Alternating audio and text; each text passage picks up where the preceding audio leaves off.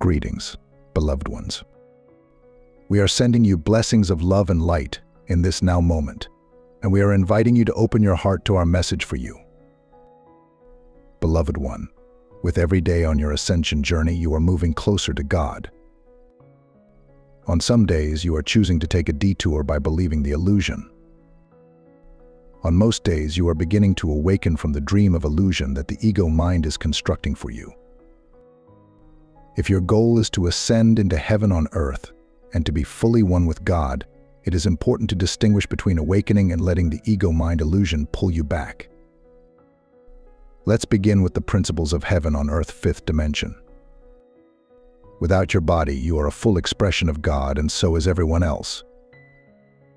The ego mind is trying to use the body as a means of separation from God and all the other expressions of God people. The body is meant to be a communication device for God.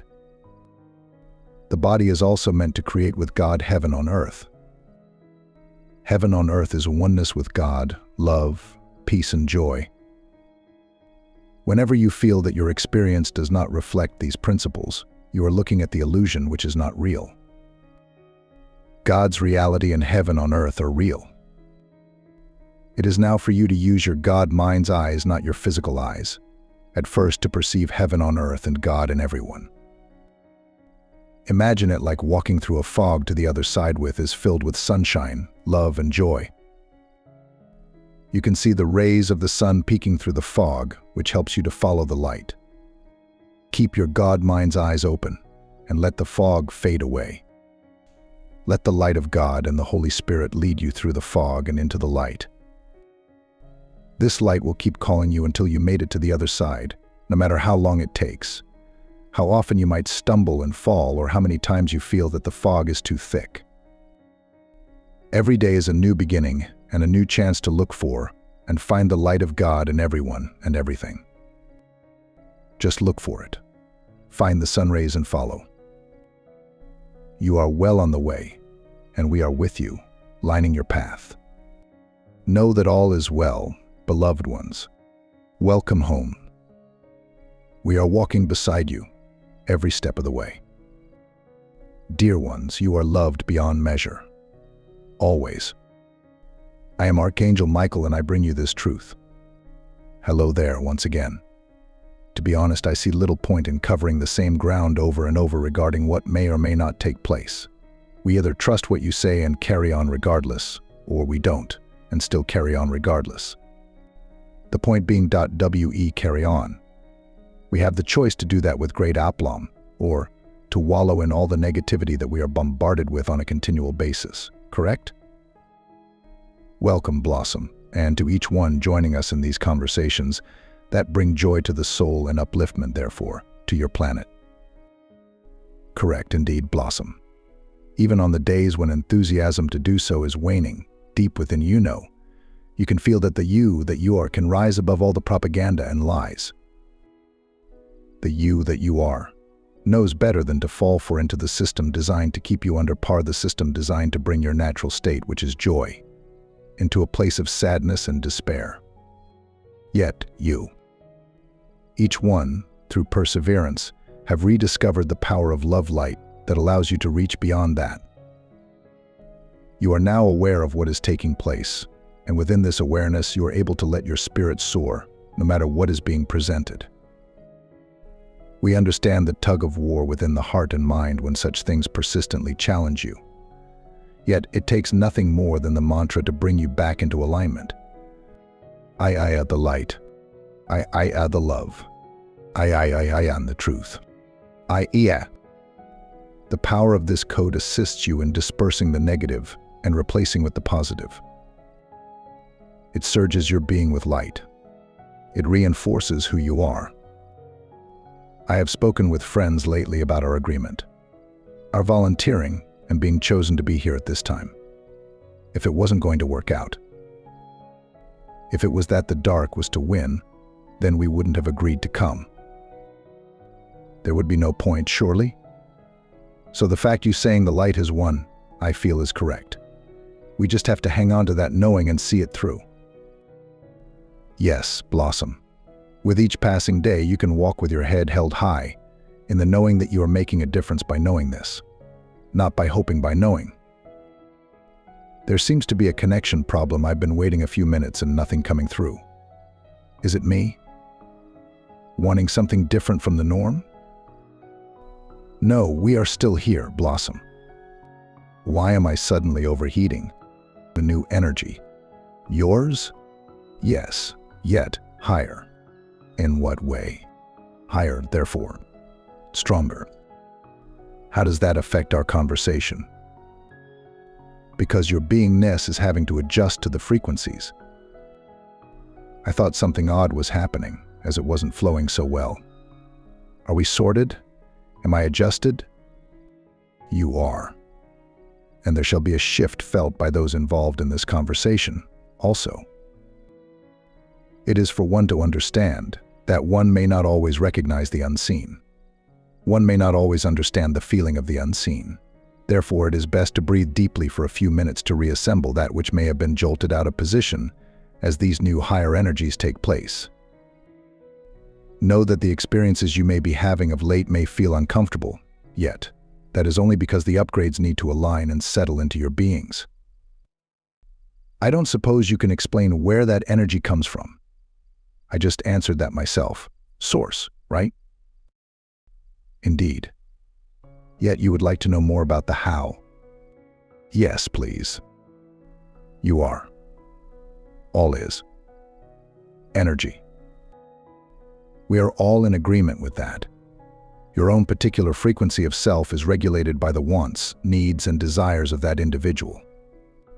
These wants, needs, and desires, depending on what they are and what they are wanted for, carry within them the thought of them a frequency that resonates within the entirety of the self.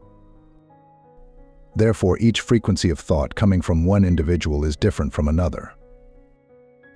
It is the self connected to source that changes the frequency of self depending on how one chooses to conduct the heart, mind, and soul. Yet, didn't you just say higher frequencies were coming in from source? And also, in the past, you have said that we are affected by the higher frequencies coming in now?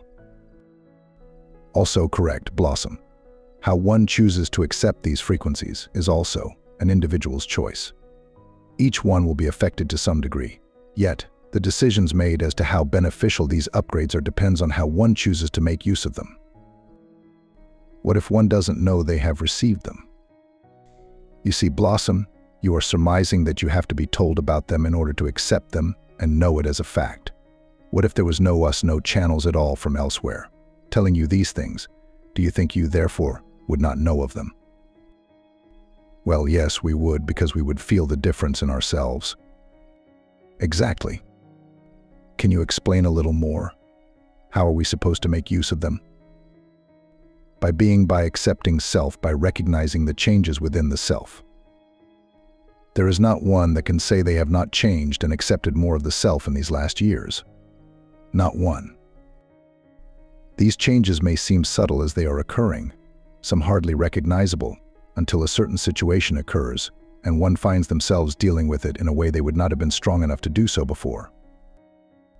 These are the higher energies that have come in, and you have allowed them to work with you to rise up to meet them, and together the light that you are shines ever brighter. When you know, 𝐶𝐶. When you truly know that there is nothing to fear for all is in divine order, then you change the vibration, not only of yourself, yet of all that is around you. Yet there is so much that is thrown at you on a daily basis designed to fill you with fear. It is your reaction to such interference of the divinity within that allows you to sink or swim as your saying go. If you refuse, wholeheartedly and without question, to be pulled under by anything at all, you will instantly increase your vibrational frequency just by that refusal on many levels. There is a knowing, a strength inside of you that you must become friends with, best friends. When you find it, not just the door to it, never again shall you question whether or not the light has actually won. It is for you to fully know it has. It is difficult to put into words. Many of you are now at the door. You have come this far and have found the door. Very few have found the key to open it, because we are too busy looking for it, when actually there isn't one. Go to the top of the class, Blossom. There is no key. Yet, to wind you up, you have spoken of the key to the door before. Yet you were not of the position for us to say that the key to the door is knowing there is no key. So, what? We just give it a nudge and it will open by itself.